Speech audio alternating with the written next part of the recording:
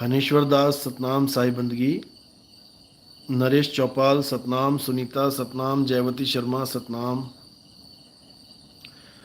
उमर राठौर साई बंदगी सतनाम।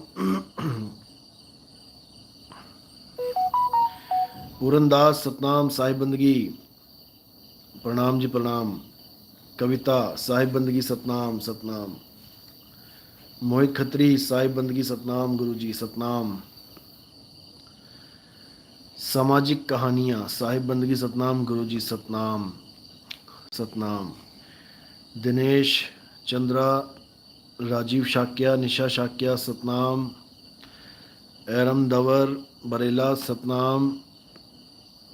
कविता सतनाम। पप्पू कुमार सतनाम। माही साहिब बंदगी सतनाम। जय बाबा की सतनाम साहिब बंदगी। नीरज कुमार सतनाम सतनाम साहिब बंदगी। दीपक मानिकपुरी रोशन लाल सतनाम। आदित्य सिंह सोनी अवस्थी कृष्णा सतनाम। अंकुरदास सतनाम। मंजी सतनाम। सुनील मुनीश सतनाम। सुरेंद्र कुमार सतनाम सतनाम सतनाम सतनाम। नीलेश पांचाल पंकज सत्य उपदेश सुनील कुमार रोहित विजय महल शर्मा सतनाम। धनंजय कुमार शिवानी खन्ना सतनाम। नंदलाल चौधरी सुरेश सरिता बालेश्वर दास सतनाम साई बंदगी। नीलम राजेश कुमार सतनाम। देवीलाल किरण बाई जी सतनाम। हीरा राम सतनाम। रणवीर सिंह सतनाम। सब भगत आत्माओं को परमात्मा के प्रेमी विवेकी हंसों को सबको साहिब बंदगी सतनाम। तो आज का शंका समाधान लाइव चल रहा है और जो भी लाइव में कोई सवाल पूछना चाहते हैं कोई प्रश्न है पूछ सकते हैं।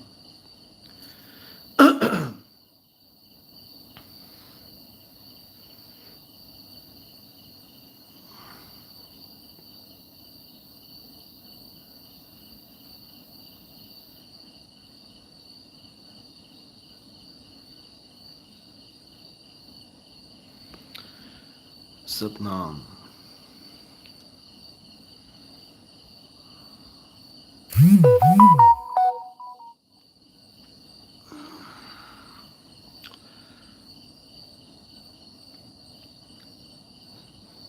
तो आज लिस्ट फाइनल हो गई है सितंबर की।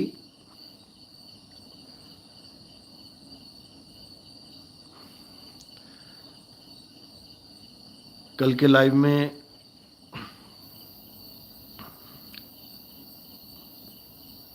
पूरी लिस्ट बता दी जाएगी कहाँ पर कब आ रहे हैं। बीच में 3 4 5 चेंज किए गए हैं सत्संग प्रोग्राम, वो आपको कल विस्तार से बता दिए जाएंगे। जो भी सत्संग अटेंड करना चाहता है, जैसे मैं लुधियाना आ रहा हूँ, लुधियाना के आसपास के लोग देख रहे हैं और आना चाहते हैं तो मुझे व्हाट्सएप पे मैसेज कर दें ताकि मैं वहाँ का नंबर दे सकूँ जहाँ प्रोग्राम होगा। कोई अमृतसर आना चाहता है, अमृतसर के आसपास रहते हैं, कोई बटाला गुरदासपुर में मिलना चाहता है, कोई तलवाड़ा में मिलना चाहता है, दतारपुर में, जम्मू में कोई मिलना चाहता है जो सत्संग सुन रहे हैं देख रहे हैं, जो लखनऊ में मिलना चाहते हैं, गोंडा में मिलना चाहते हैं, फैज़ाबाद में मिलना चाहते हैं, संत कबीर नगर खुशीनगर में मिलना चाहते हैं, आजमगढ़ में मिलना चाहते हैं, गाज़ियाबाद में, आगरा में, औरैया में, उरई में जो मिलना चाहते हैं वो मैसेज कर सकते हैं, जो भी आसपास रहते हैं। इटावा में, यशवंत नगर, भिवानी, हिसार, ये सब मैसेज कर सकते हैं। मानेसर में, सहारनपुर, ऋषिकेश, हरिद्वार,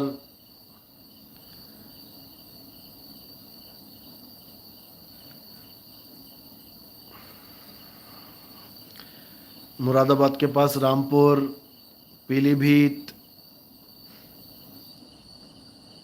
हरदोई, लखीमपुर, सीतापुर,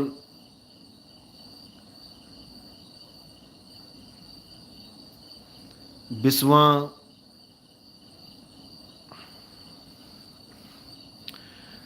तो ये प्रोग्राम रहेगा सितंबर का। जो भी आसपास के लोग अटेंड करना चाहते हैं वो मैसेज कर देवें। नंबर है 9256111007। इस नंबर पे आप व्हाट्सएप कर सकते हैं। तो व्हाट्सएप पे ये इन्फॉर्मेशन आपको मिल जाएगी।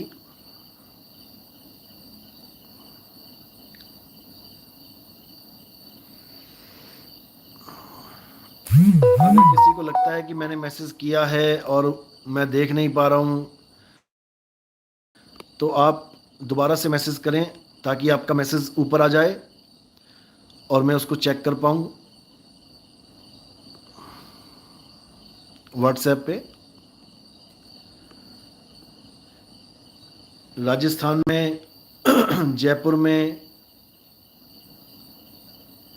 जो मिलना चाहते हैं 29 तारीख को प्रोग्राम होगा।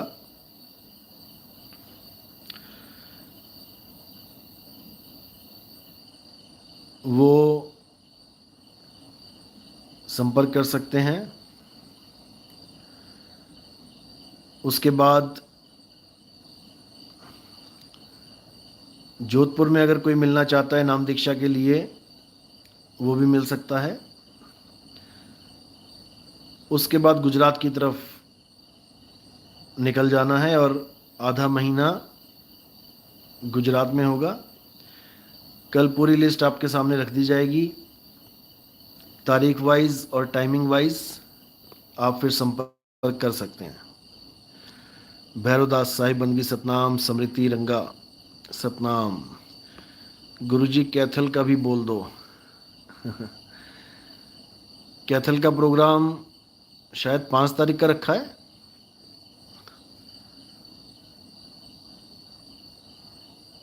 कल मैं बताता हूँ डेट और टाइम एग्जैक्ट।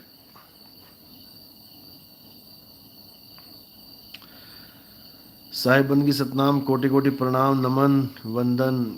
कर्म बंधन से छुटकारा कैसे हो? अमरा राम। कर्म बंधन से छुटकारा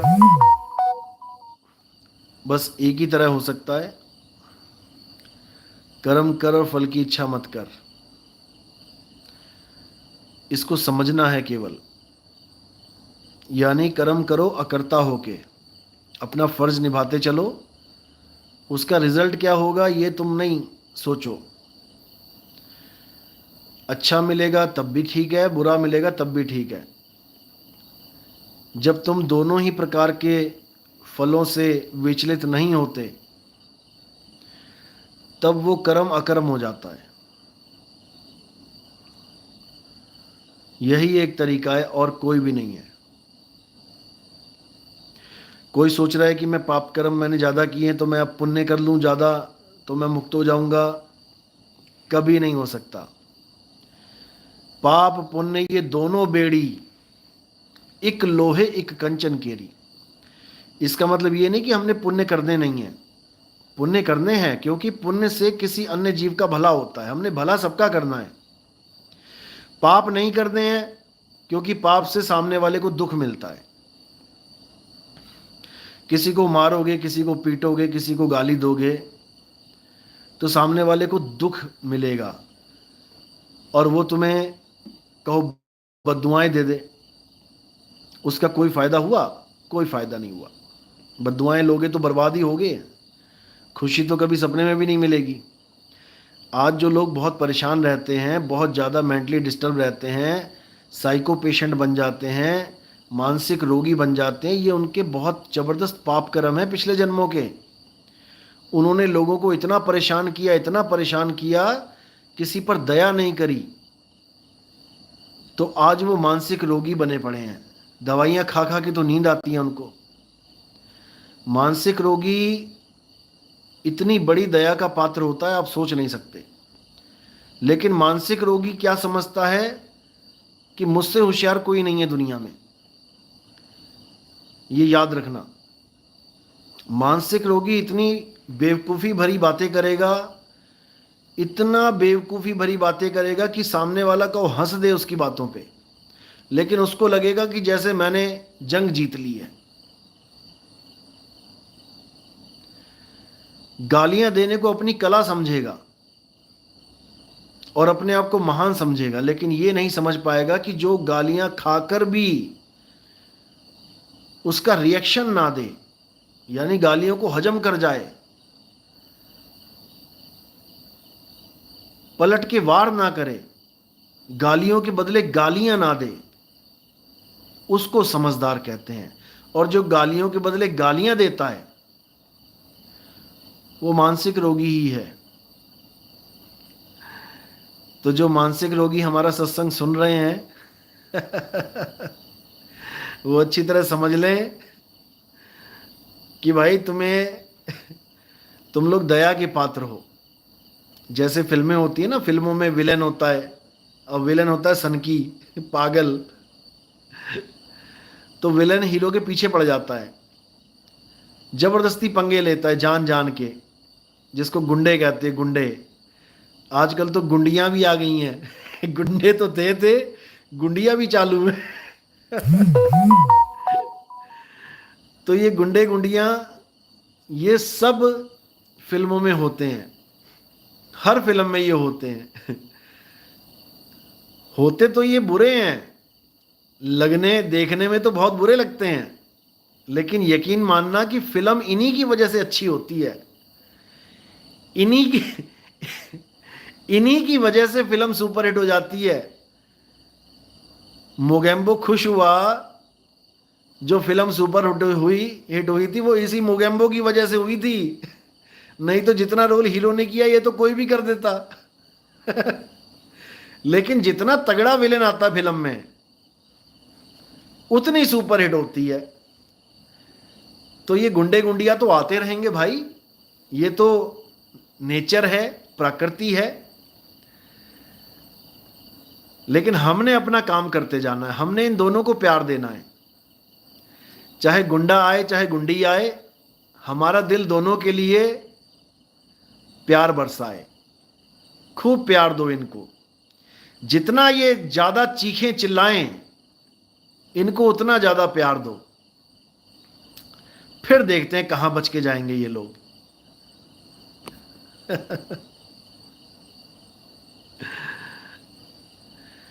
तो जमाना बदल गया भाई, अब तो पेड गुंडियां भी मिल जाती हैं। पैसा दो और किसी गुंडी को हायर करो और जो मर्जी बुलवा दो, गालियां दिलवा दो। आजकल सब चलता है, धंधा है ये भाई, गंदा है पर धंधा है ये। कोई फेमस होने लग जाता है तो उसके नाम पे दुनिया भर की वीडियोस बना के डाल दी जाती हैं, उल्टी पुल्टी गलत गलत हेडलाइंस डाल दी जाती हैं। कोई आपस में ही दो लोग बातें करते हैं किसी को बदनाम करने के लिए, लेना नहीं देना नहीं दो, लेना एक ना देना दो, आपस में दोनों बात करते रहते हैं और तीसरे बंदे को बदनाम करते रहते हैं। उसी का नाम यूज कर करके वीडियो पे व्यूज लेते हैं, पैसे कमाते हैं। पैसे कमाने के लिए लोग गालियां दे रहे हैं। चलो हमने फिर भी ये सोचना है कि भगवान इनका भला करे, लाखों रुपए कमाए। नितिन दास का नाम लेके किसी का चूल्हा जलता है घर का, तो नितिन दास को तो बैठे बैठाए पुण्य मिल रहा है कुछ करने की भी जरूरत नहीं है। किसी का चूल्हा अगर गालियां देने से चलता है तो गालियां अच्छी हैं, खूब गालियां दो, दिन रात दो, क्योंकि फिर ये तुम्हारा प्रोफेशन हो गया। घर में बेले बैठे हो, कोई काम धंधा तो है नहीं, चलो गालियां दे के पैसे कमाओ, क्या दिक्कत है। तो भगवान तुम्हें खूब भर भर के नोट दे, जो तुम्हें चाहिए वो तुम्हें मिले, हमारी यही दिल की दुआ है। चलो अब गुंडे और गुंडियों को साइड कर देते हैं, अब कुछ अच्छी बातों पे आ जाते हैं, कुछ सत्संग की बातें करते हैं। सोमनाथ योगी, मेरा एक निवेदन है कि आप एमपी में क्यों नहीं आना चाहते? अच्छा, क्या इसे हमारा दुर्भाग्य समझें या एमपी वालों के लिए करम दंड? ऐसा नहीं है भाई, एमपी में मैं आता हूँ और बहुत शौक से आता हूँ। और एमपी का जो टूर होता है मेरा बड़ा बड़ा प्यारा टूर होता है, बहुत बढ़िया टूर होता है। खासकर मैं मेन रोड छोड़ छोड़ के एमपी के गांव गांव में से होता हुआ जाता हूँ, चाहे भले 10 किलोमीटर लंबा पड़ जाए, क्योंकि एमपी के गांव बड़े प्यारे गांव हैं। हर गांव में लगभग तुम्हें बड़े बड़े तालाब मिलेंगे, इतना प्यारा एमपी के गांव का माहौल होता है, बहुत बढ़िया। तो एमपी में जरूर आएंगे जी, अभी आने वाले ही हैं नवंबर, अक्टूबर और नवंबर। मैंने बताया ना कि अगर मैं न्यूजीलैंड चला गया अक्टूबर में, 15-16 तक मैं निकल जाऊंगा अगर निकलना हुआ। अगर नहीं निकला तो यूपी के बाद सीधे एमपी ही आना है। आप वेट करो, पूरा प्रोग्राम आपको अक्टूबर में दे दिया जाएगा, आप थोड़ा सा वेट करो। हरजीत सिंह, प्रभु तुम्हें पाके हमने जहां पा लिया है, जमीन तो जमीन आसमां पा लिया है। बहुत बढ़िया जी, बहुत बढ़िया। देखो साहिब कहते हैं, ज्ञानियों का मैं गुरु हूं और अज्ञानियों का दास, और जहां चले लाठम लाठी तो वहां नवाऊं माथ। जो बंदा हमारा सत्संग समझता है वो परम ज्ञानी है, विवेकी है।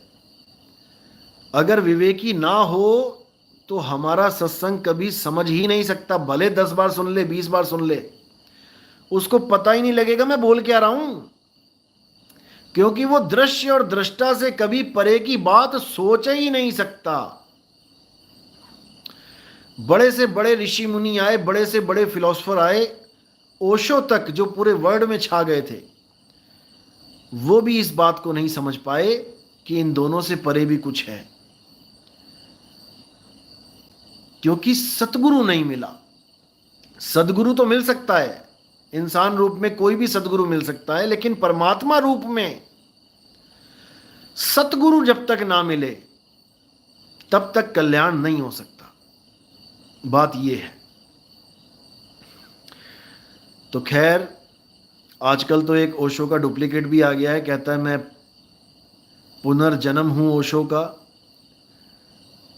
ठीक है, अच्छी बात है भाई, पुनर्जन्म भी आ रहे हैं और बता भी रहे हैं, और ये भी बता रहे हैं कि कैसे कैसे माँ के गर्भ में गए, क्या हुआ, कैसे हुआ। अच्छी बात है, लेकिन माँ के गर्भ में जाने से पहले नहीं बता पा रहे हैं कि मैं कहां था, ये नहीं बता पा रहे हैं। दिक्कत ये है। लक्ष्मण दास, कोटि कोटि नमन गुरुदेव जी। अलल पंक्षी अनुराग सुन मंडल की के तीर, दास गरीब उधारिया, मोहे सतगुरु मिले कबीर। बिल्कुल, अलल पंछी क्या होता है? अलल पंछी का जिक्र आया है कबीर सागर में, और कई संतों ने बोला है। अलल पंछी को इतना इतना सॉलिड बोला है, इतना विशाल बोला है कि 5 हाथियों को पकड़ के उड़ जाता था। अब सोचो, जो 5 हाथियों को पंजे में दबा के जो उड़ रहा है, सोचो वो कितना बड़ा होगा।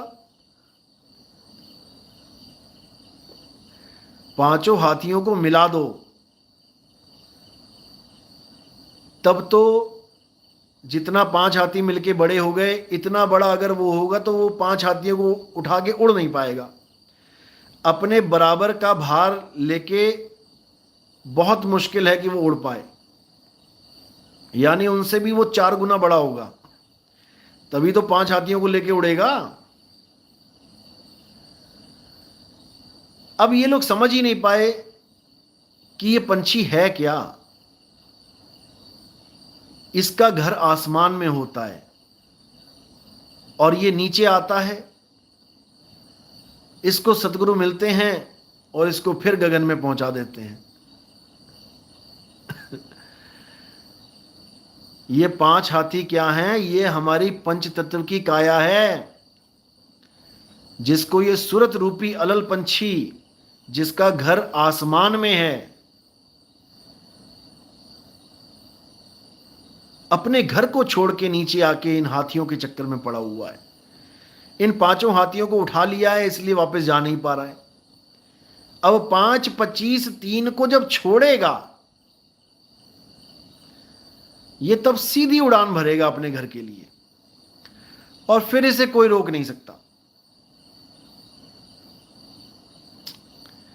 तो ये गुप्त भेद होते हैं वाणियों में, लेकिन लोग इसको समझ नहीं पाते। आज जितने भी लोग अलल पंछी को समझा रहे हैं यूट्यूब पे, ये सब हमारे ही सत्संग सुन सुन के ज्ञानी बने बैठे हैं।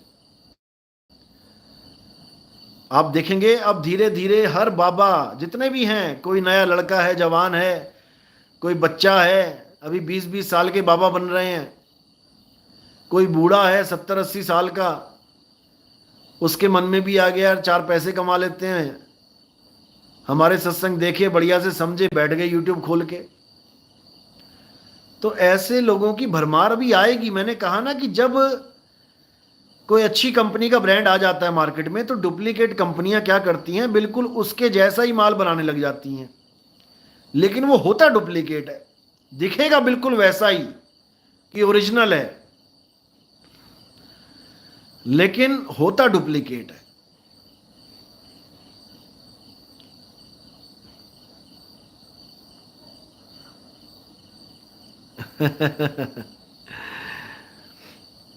वंदना चौधरी, गुरुजी बाज हिरण को लेके उड़ जाता है। बाज बहुत भारी होता है और हिरण को लेके नहीं उड़ता, हिरण के बच्चे को लेके उड़ता है। वो हिरण को नहीं उठा पाएगा। वो बकरी के बच्चे होते हैं वो, जिनको वो हमला करता है। अगर वो बकरी को भी लेता है, बड़ी वाली को, तो हमेशा पहाड़ से गिराएगा। वो पहाड़ पे पकड़ेगा बकरे को और उसको उड़ा के पहाड़ से नीचे गिराएगा कि नीचे गिर के मर जाए वो।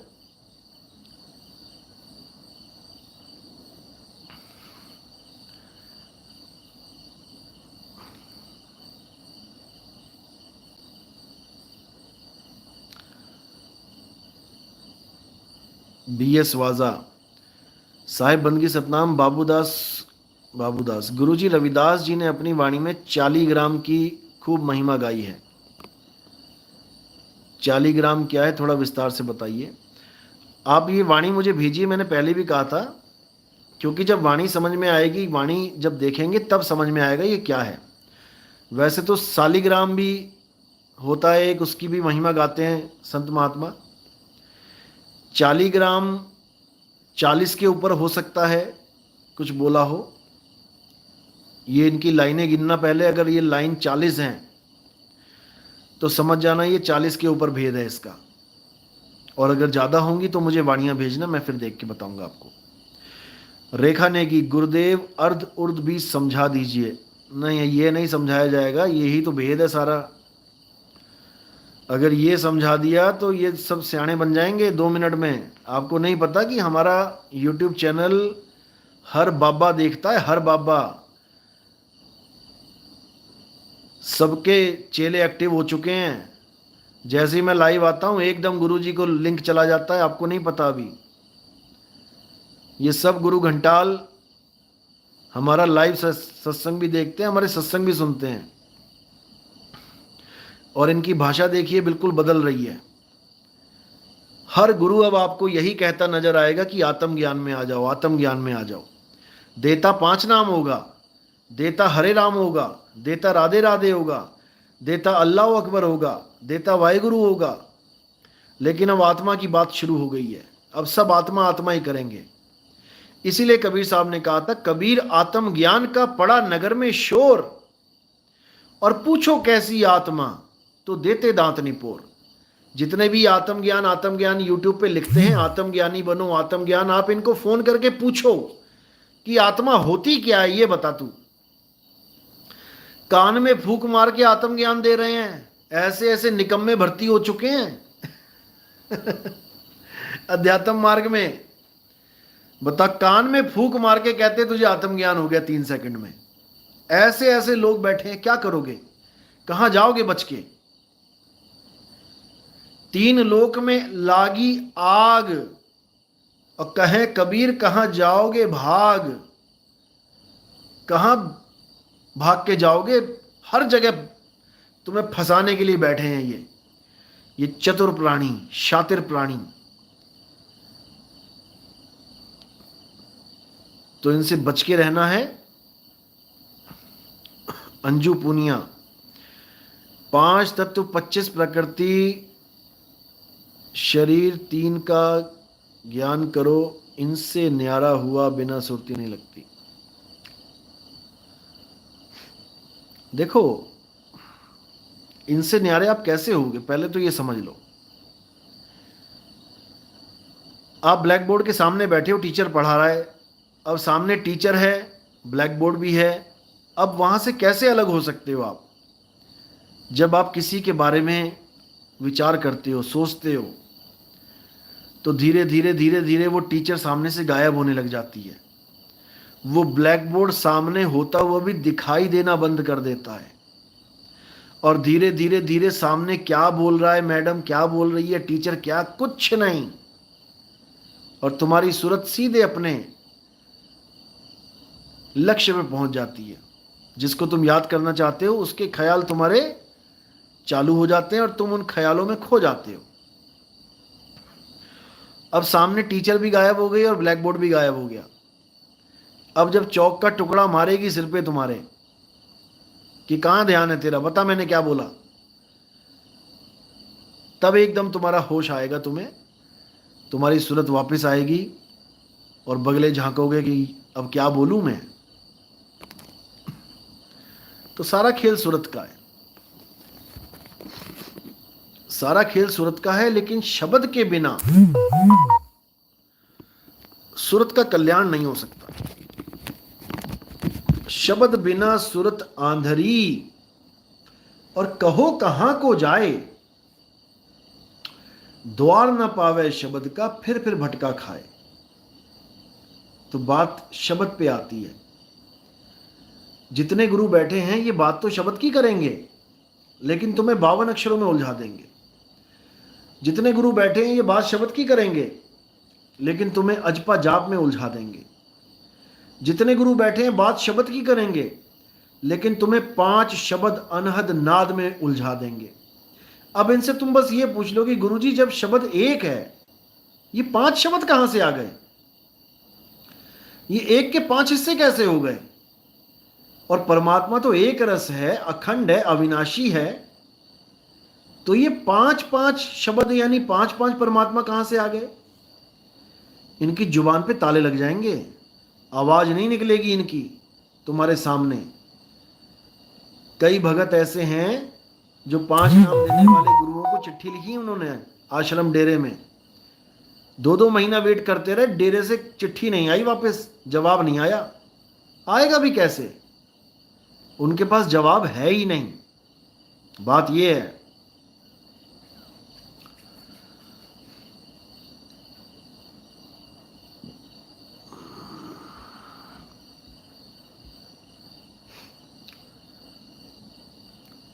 तो जो प्रचार कर रहे हैं भगत भाई हमारे, गली गली में जाके पैम्फलेट बांट रहे हैं, गली गली में जाके बैनर लगा रहे हैं, पोस्टर चिपका रहे हैं, बहुत खुशी होती है कि अपना कीमती समय निकाल के 1 घंटा 2 घंटा 3 घंटा बहुत से लोग सेवा कर रहे हैं। यही असली परमार्थ है, दूसरों के लिए कुछ करके जाना इस दुनिया में। अपने लिए तो सब मर रहे हैं, लड़ रहे हैं, कमा रहे हैं, अपने लिए तो एक गधा भी खा रहा है। फिर इंसान और गधे में फर्क क्या है? इंसान दूसरों के लिए कुछ करके जाए, तब उसकी महानता है। तब उसका जन्म सफल है। नहीं तो अपने लिए तो कुत्ते भी लड़ रहे हैं। एक रोटी फेंक दो, 4 कुत्तों में देखो मजा। लेकिन इंसान वो है जो अपनी एक रोटी में से भी आधी रोटी किसी को खाने को दे दे, तब वो इंसान कहलाएगा। किसी भूखे की मदद कर दे, ये तो होगी दुनियावी मदद। एक होती है रूहानी मदद। रूहानी मदद का होता है मतलब कि अगर कोई उसको रूहानियत से जोड़ दे, रूहानियत का पाठ पढ़ा दे। शरीर का पाठ पढ़ाने वाले तो बहुत से गुरु हैं, दुनिया भर के गुरु हैं, शरीरों का पाठ पढ़ा रहे हैं। घर से बाहर निकलो, जितनी मार्केट तुम्हें दिखाई दे रही है, जितनी भी, ये सब शरीरों की मार्केट है। इस शरीर के ही आराम की, सुख की, इस शरीर को ही सुंदर बनाने की, अप टू डेट रखने की, ये सारी मार्केट सजी पड़ी है। जैसे ही घर से बाहर निकले, नाई की दुकान आ गई, इसी शरीर के बाल काट रहा है। आगे निकले, मोची की दुकान आ गई, इसी शरीर के जूते बना रहा है। आगे निकले, कपड़े की दुकान आ गई, इसी शरीर को ढकने के लिए बन रहा है सारा कुछ। आगे निकली, गैस चूल्हे की दुकान आ गई, इसी शरीर का पेट भरने के लिए गैस चल रही है। आगे निकले और सोने की दुकान आ गई, ज्वेलर्स, इसी शरीर के लिए सारे सोना चांदी बेच रहे हैं। आगे निकले, परचून की दुकान आ गई, सारा तामझाम शरीर के लिए है। आगे निकले, ब्यूटी पार्लर आ गया, शरीर के लिए है। सारी दुकानें, टोटल जीडीपी इस शरीर के लिए है, ये समझ लो। इस शरीर के लिए सारी सहूलतें इस मन ने बना रखी हैं। ये मन का ही खेल है। ये मन 3 लोक चला रहा है और इस शरीर को सुख देने के लिए मन ने तरह तरह के ड्रामे रच रखे हैं। क्योंकि तन ही मन है। ये जितनी दुकानें हैं, ये मन ने खोली हैं खुद को मजे देने के लिए। तुम्हें नहीं मजे मिल रहे हैं, मन को मजे मिल रहे हैं। तुम्हें तो धक्के मिल रहे हैं। 84 में बात यह है, मोहित खत्री, गुरुजी रामपाल महाराज के शिष्य मुझसे मिले और सतलोक जाके आई हूं। अच्छा, बस में गए थे कि ट्रेन में? क्या सतलोक जाने के बाद हम जीवों के पास कैसे आए? भाई, उनका सतलोक जो है ना, वो स्वप्न लोक है। वो सपने देखते हैं। जैसे पूरा दिन सत्संग सुनते हैं, महाराज जी जो जो बताते हैं वो उनके सब कॉन्शियस माइंड में फीड होता रहता है। आपने अगर अपने सपनों में जानवर देखने हैं, कोई शेर, चीता, हाथी देखना है, तो आपको मैं फार्मूला बता देता हूं। पूरा दिन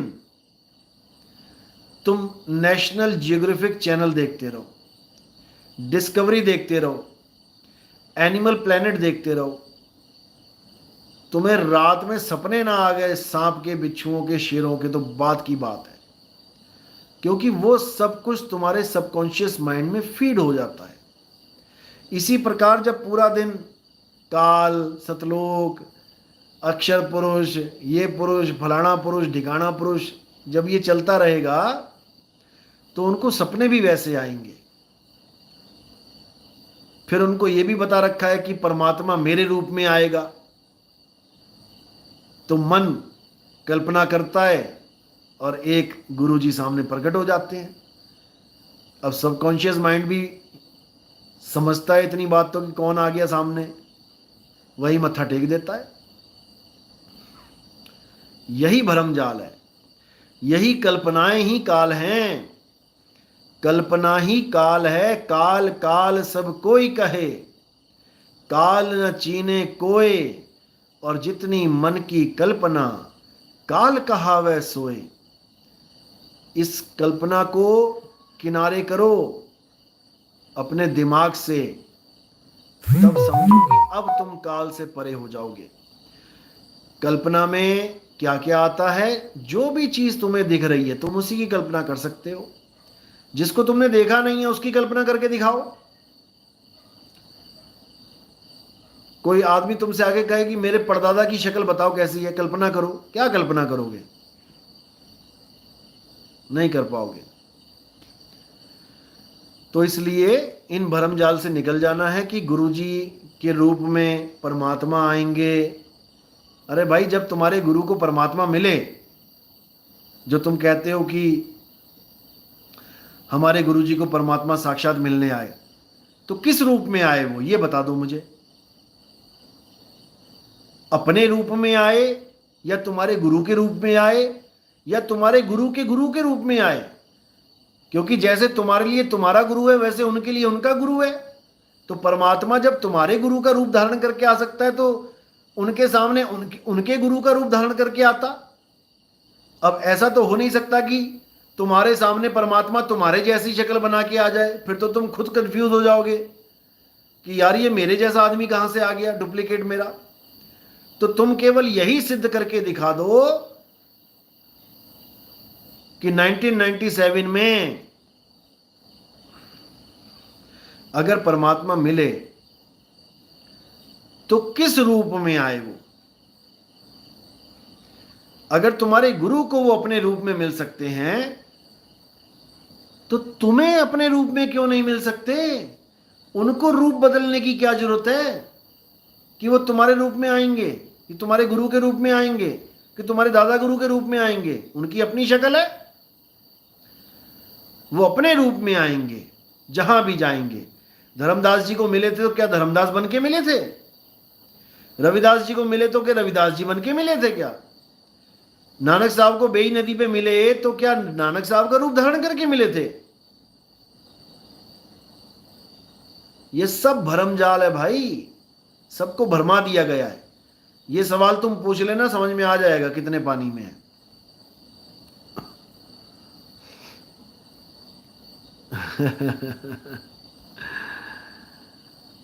स्मूथ गुरुजी, 12वें पंथ के गुरुजी तो सतलोक को 16 शंख दूर बताते हैं। उससे ज्यादा दूर तो अपनी गैलेक्सी का ब्लैक होल है। बिल्कुल बिल्कुल, यही समझना है। ये 16 शंख कोड है, ये कोई किलोमीटर नहीं है, ये कोड है। ये 16 शंख 16 गुणों की तरफ इशारा है, 16 पुत्रों की तरफ इशारा है। 16 शंख पर हमार तकिया, यानी मेरा आसन 16 गुणों से परे है।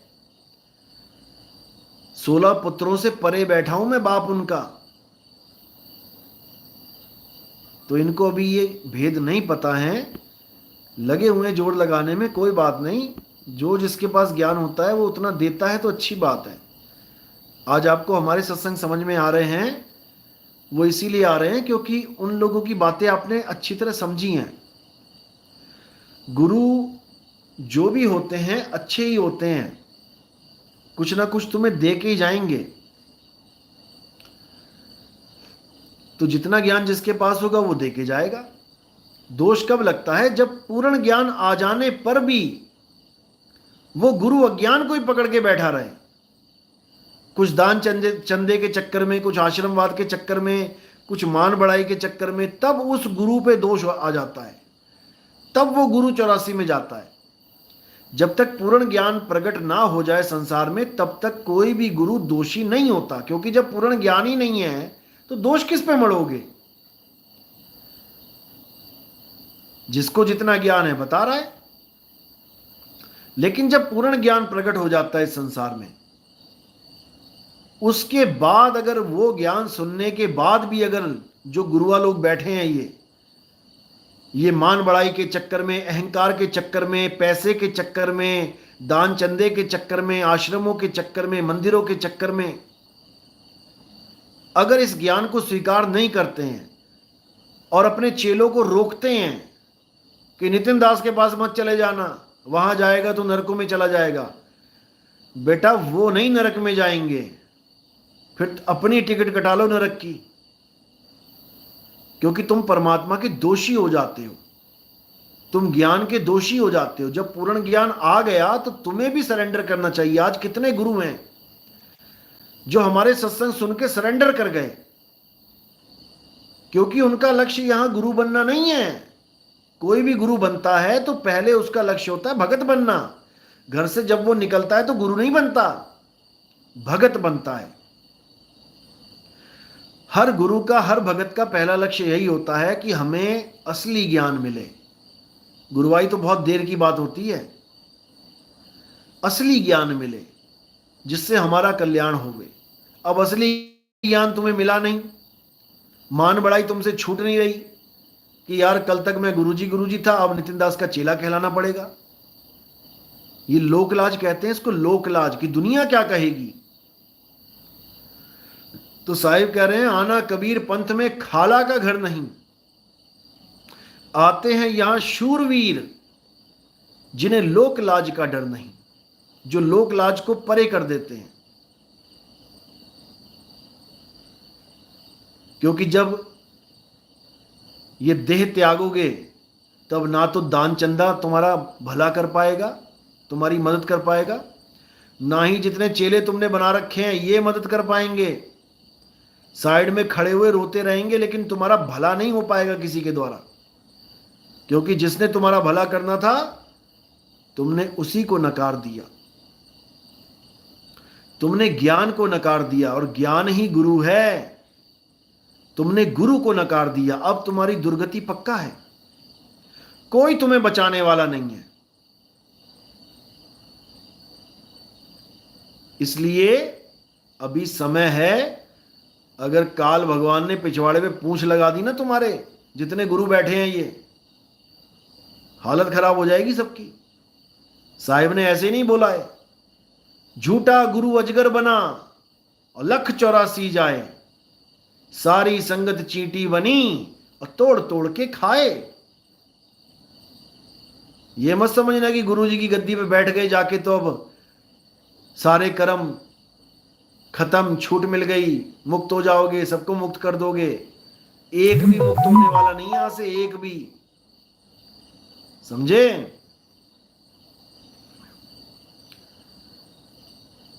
जब तक शब्द गुरु को नहीं जान लिया तब तक कोई मुक्त हो ही नहीं सकता, क्योंकि शब्द गुरु ही हम सबका गुरु है।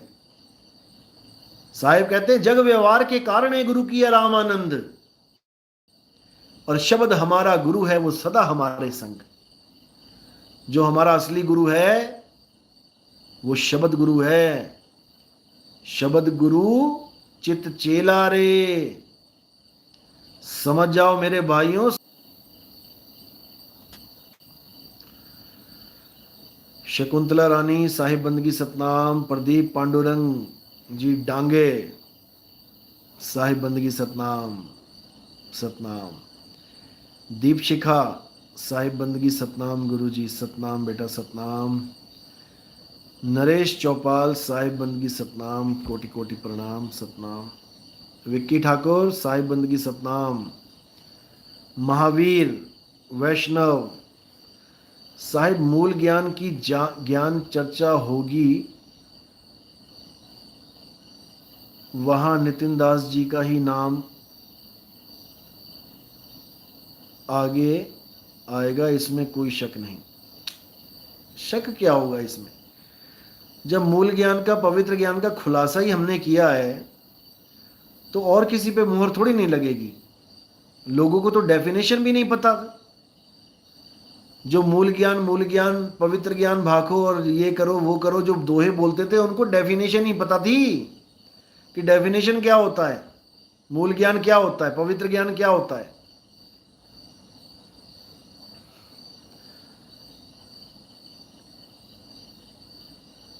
तो जो हमने मूल ज्ञान खोला, आज सारे ही लग गए मूल ज्ञान। अरे भैया, मूल ज्ञान कोई बोलने से लिखने से थोड़ी नहीं आ जाता है। परमात्मा मोहर लगाता है, वो पूरे संसार के आगे खोलता है, परमात्मा चुनता है उसको। कि तुम्हारे YouTube के ऊपर लिखने से मूल ज्ञान समझो हो तो तुम मूल ज्ञानी बन गए। ऐसे नहीं होता है। ऐसे तो धक्के मिलते हैं जन्मों जन्म के।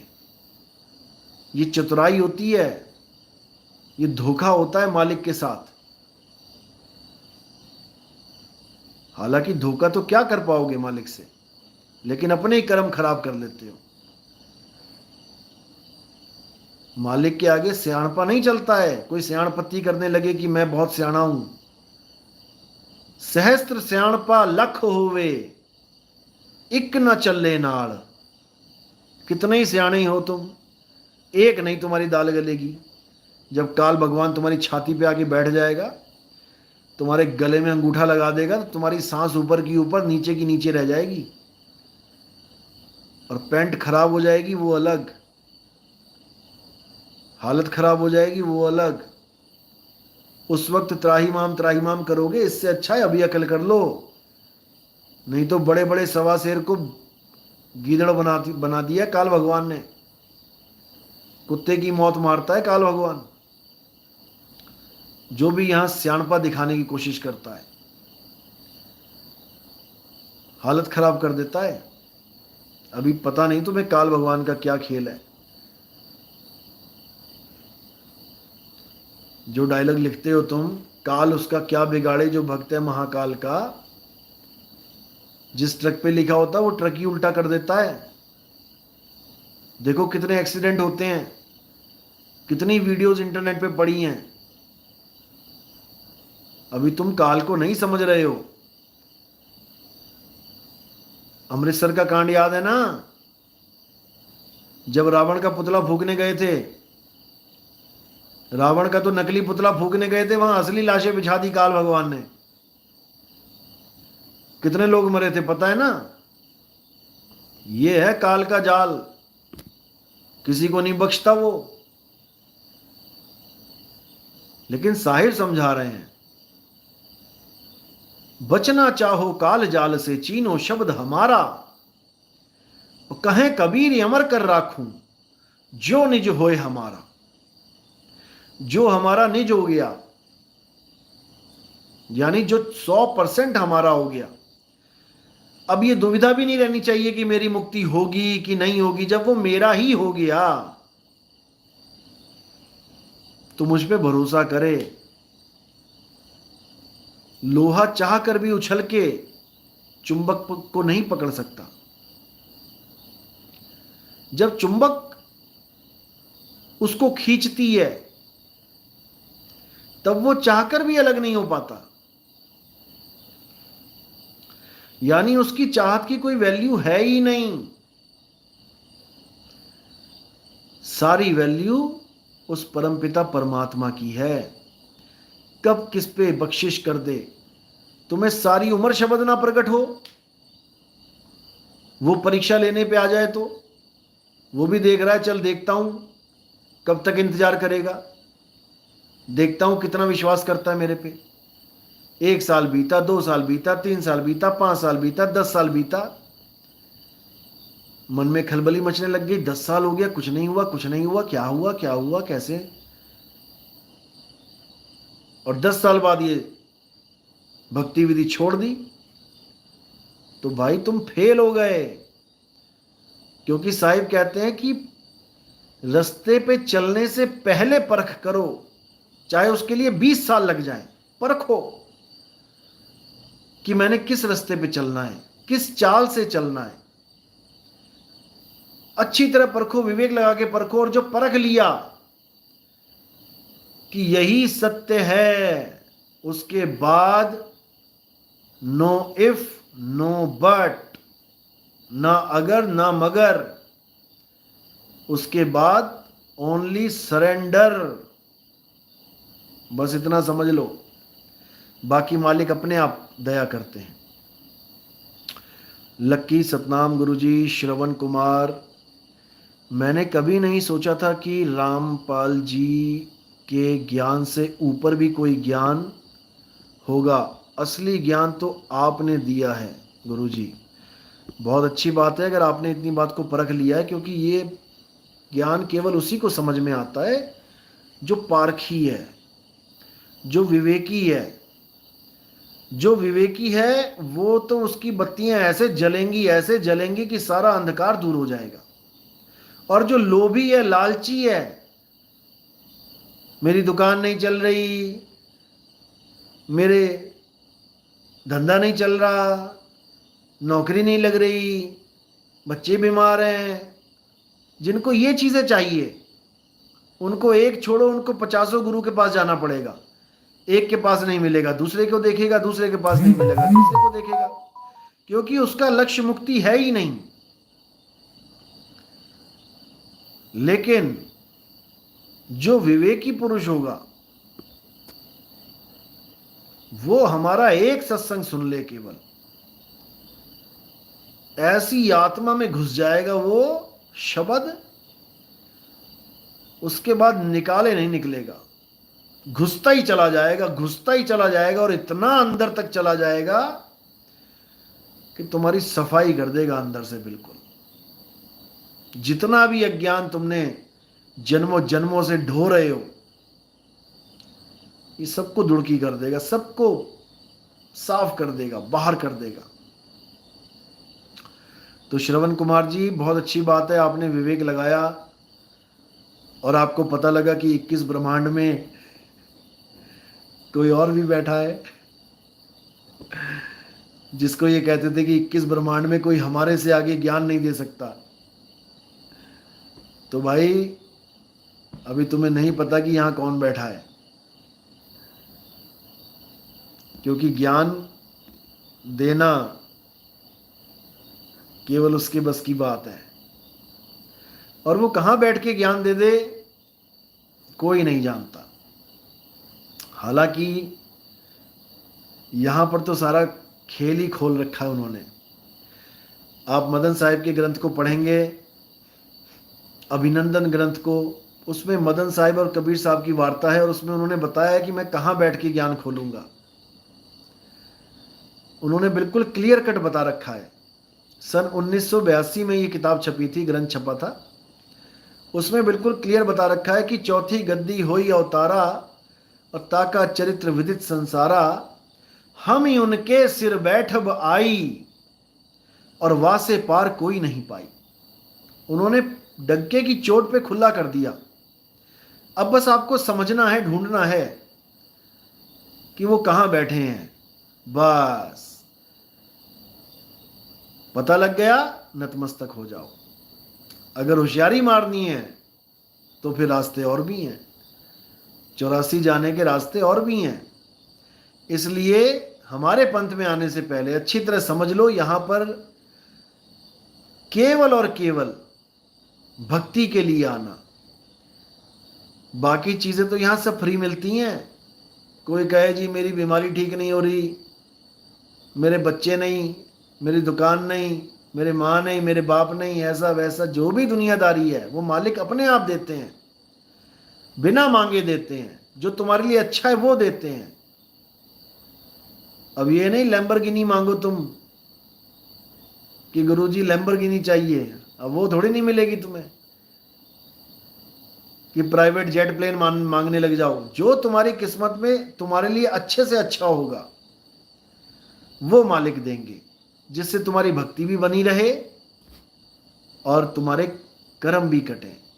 कर्म भी काटते हैं वो, सुख दुख का मिश्रण देते हैं जीवन में, लेकिन इतनी हिम्मत भी दे देते हैं कि कर्म को तुम आराम से काट के निकल जाते हो। जेबी छावड़ा, गुरुजी आपने इतने समय में अपने पढ़ाई के प्रचार किया, आश्रम में गुरुजी की सेवा की, ये सब करते हुए भी आपने इतनी जल्दी। देखो सब मालिक की मौज होती है, करे करावे।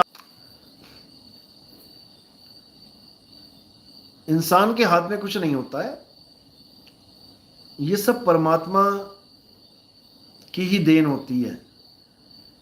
किससे क्या कराना है, कितना कराना है, कब कराना है, ये सब उसकी मौज होती है। सुनिधि पाठक कोड में ही लेकिन बता सब कुछ देते हैं, अब जो नहीं समझता वो पागल हो जाता है।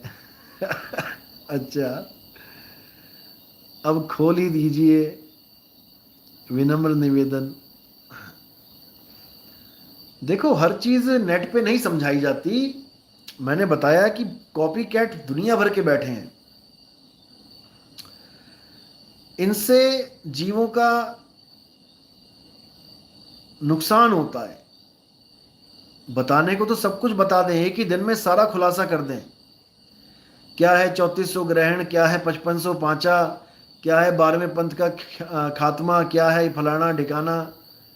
एक दिन में खोल दें सारा, ऊपर से लेके नीचे तक। लेकिन इससे जीवों को नुकसान होगा, क्योंकि अज्ञानी भी ज्ञानी बन के बैठ जाएगा यूट्यूब पे। कहेगा ये कोई नया ज्ञान है, ये तो हमें भी पता है। हमसे ही सीख के बैठ जाएगा गुरु बन के। अब उसके पल्ले कुछ है नहीं, तो देगा क्या जीव को? 84 में धक्का देगा, और क्या देगा। तो कुछ चीजें होती हैं, छुपानी भी पड़ती हैं। जैसे एक मुहावरा है, एक कहानी बताई जाती है कि बिल्ली ने सब कुछ सिखाया शेर को, लेकिन पेड़ पे चढ़ना नहीं सिखाया। बोला जाता है, लेकिन आजकल शेर बहुत होशियार है, पेड़ पे भी चढ़ जाते हैं।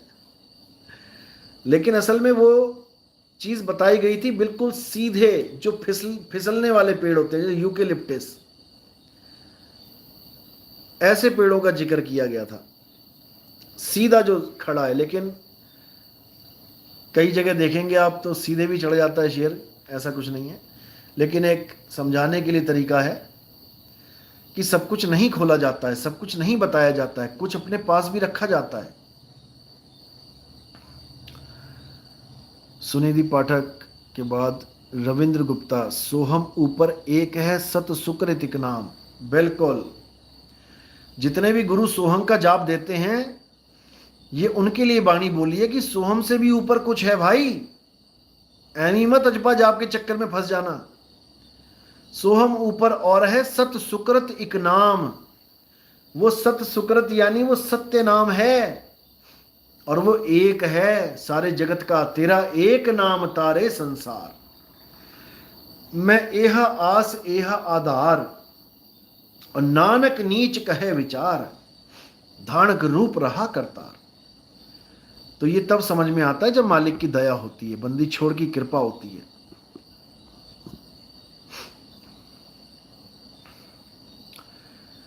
दीपक मानकपुरी, गुरुजी अगर सारे देवी देवता शरीर में ही है, पिंड में ही है, तो बाहर जो छवि देखते हैं ब्रह्मा विष्णु महेश की, तो ये तस्वीरें मूर्तियां कैसे बनी?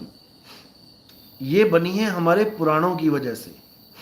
आप पुराण पढ़ेंगे तो उसमें विस्तृत जानकारी दे रखी है कि शिवजी ने जब साकार रूप धारण किया तो कैसा किया।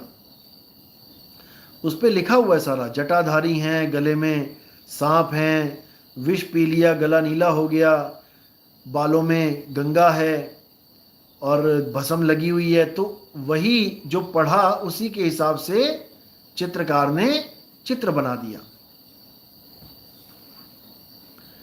तो ऐसे पुराणों की वजह से सब साकार सृष्टि के जितने भी चित्र दिखाई देते हैं आपको, ये बने। कई जगह आप देखेंगे शंकर जी को क्लीन शेव दिखा रखा है, कई जगह देखेंगे शंकर जी को दाढ़ी उगा रखी है। देखिए आप, सब समझ में आएगा। प्रियंका, गुरुजी व्हाट्सएप नंबर बताना प्लीज़ जिस पे कॉन्टैक्ट नंबर शेयर करने हैं। मेरे नंबर पे कर दो, कोई बात नहीं। आप करो 7018978339। इस नंबर पे आप मैसेज करते जाओ।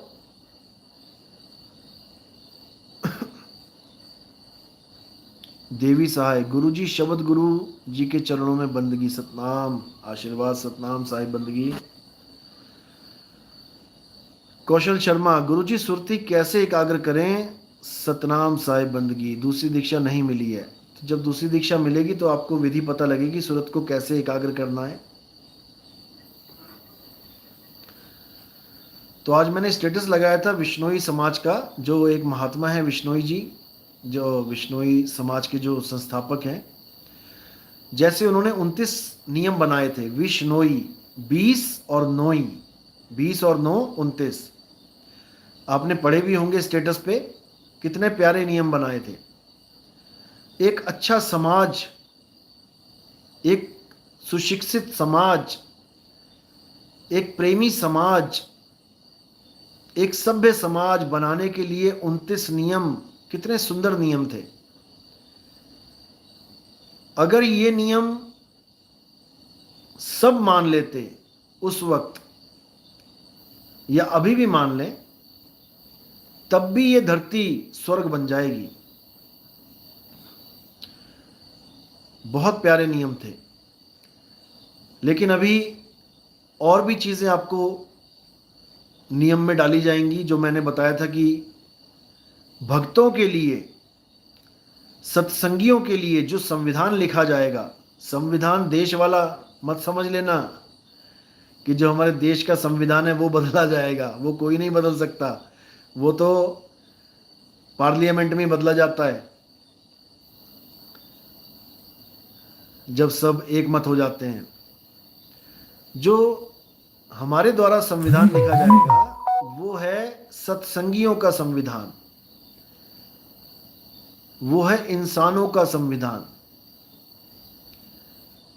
यानी जो हिंदू, मुस्लिम, सिख, ईसाई, इन सब से ऊपर उठ के इंसानियत के धर्म में आएगा। क्योंकि सबसे बड़ा धर्म है इंसानियत, इंसानियत से बड़ा कोई धर्म नहीं है। अब उसी धर्म को चलाने का समय आया है। तो इसके नियम भी बनेंगे। जैसे देश आज़ाद हुआ तो आज़ाद होने से पहले अंग्रेजों ने बोला तुम चलाओगे कैसे इसको, क्या होंगे तुम्हारे कानून, कैसे इस देश को चला पाओगे, इतने बड़े देश को। तो उसके लिए संविधान लिखा गया। अब संविधान किसने लिखा? मुझे लगता है कि संविधान लिखने के लिए परमात्मा ने रायजादा को ही चुना है। अब मेरा नाम नितिन रायजादा है, नितिन रायजादा, लेकिन आपको हैरानी होगी कि यहां भी नितिन रायजादा संविधान लिखेगा सत्संगियों के लिए। और जो हमारे देश का संविधान लिखा है वो भी रायजादा नहीं लिखा है, उनका नाम है प्रेम विहारी नारायण रायजादा। अब इसको समझ लेते हैं पूरे नाम को। प्रेम, यानी जब हम संविधान लिखेंगे और सबको समझाएंगे, उससे आपसी प्रेम बढ़ेगा। हिंदू, मुस्लिम, सिख, ईसाई सब एक दूसरे को प्रेम करेंगे। प्रेम के बाद विहारी, विहारी यानी कि जो विहार करता है, घूम घूम के ये संविधान लोगों को समझाया जाएगा। ये संविधान केवल एक देश का संविधान नहीं है, ये संविधान पूरे विश्व का संविधान है। पूरे विश्व के आदमी, पूरे विश्व के इंसान इस संविधान को पढ़ के निहाल हो जाएंगे। और इतना बड़ा पंथ चलेगा जिसके बारे में बहुत से संतों ने भविष्यवाणियां करी। तो प्रेम विहारी समझ में आ गया, प्रेम बांटेंगे विहार करके पूरे वर्ल्ड में घूम घूम के। आगे नारायण, नारायण मतलब परमात्मा। और जो नितिन नाम है, नितिन नाम का अर्थ होता है सच्चे पंथ का मालिक, सच्चाई बताने वाला। आगे रायजादा तो दोनों का सेम ही है, उनका भी रायजादा और यहां पर भी रायजादा ही बैठा है। रायजादा का मतलब भी समझ लो, दुनिया में बहुत मिलेंगे आपको राय देने वाले। राय यानी कि opinion. Millions of people are there to give you their opinion, लेकिन जो राय सबसे ज्यादा महत्वपूर्ण होगी आपके लिए, वो राय ज्यादा ही देगा।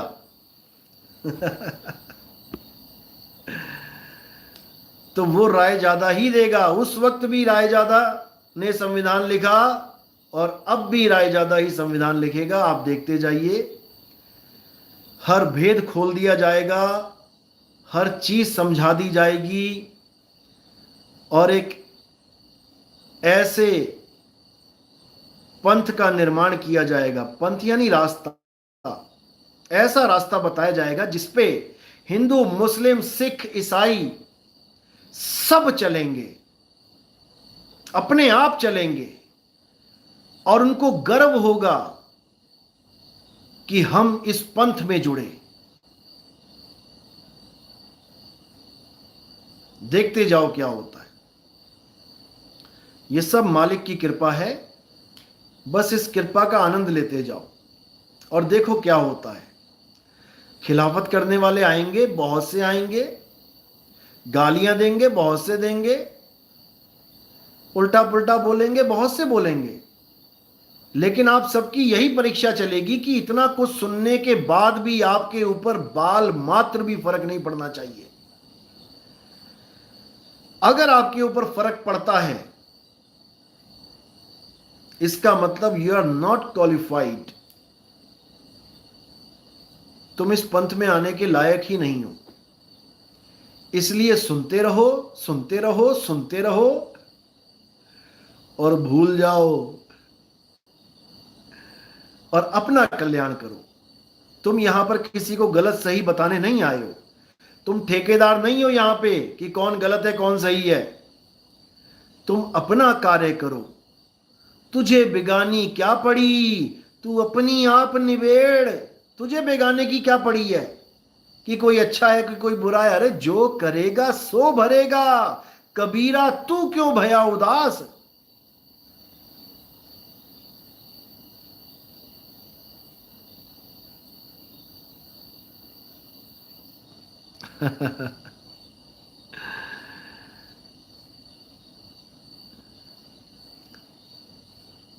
चलो, तो नितिन दास की तरफ से दास, देखो दास किसका दास, शब्द गुरु का दास। हम सब दास हैं। अरे दास कहाना कठिन है, हम दासों के दास। अब तो ऐसे बन रहे पांव तले की घास। तो ठीक है, मालिक की मौज है, जो वो कराना चाहेगा वही होगा। बिना उसकी रजा के पत्ता नहीं हिल सकता। जो उसने सोचा है वही होगा, वही होना ही है। हमें बस अपना कल्याण करना है। अपना कल्याण करते जाओ और बाकी सबको भूलते जाओ। किसी में नहीं उलझना है। सुनिधि पाठक, इसका मतलब मैं क्वालिफाइड हूं, लेकिन जो कबीर साहब को नहीं समझते उन्हें तो बताना बनता है। बिल्कुल बता सकते हैं आप। अब नहीं बताएंगे तो कब बताएंगे। बहुत जरूरी है बताना, बहुत जरूरी है बताना।